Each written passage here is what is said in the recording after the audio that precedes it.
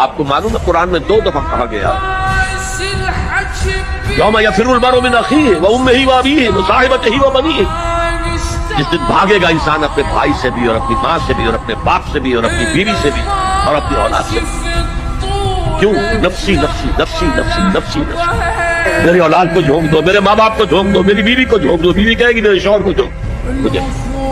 یہی نفسی نفسی دنیا میں رہے آپ کی، مجھے اپنے آپ کو بچانا ہے سب سے پہلے،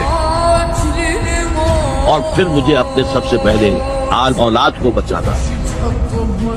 یا ایھا الذین آمنوا قوا انفسکم واہلیکم نارا، اے ایمان والو بچاؤ اپنے آپ کو اور اپنے اہل و عیال کو آگ سے۔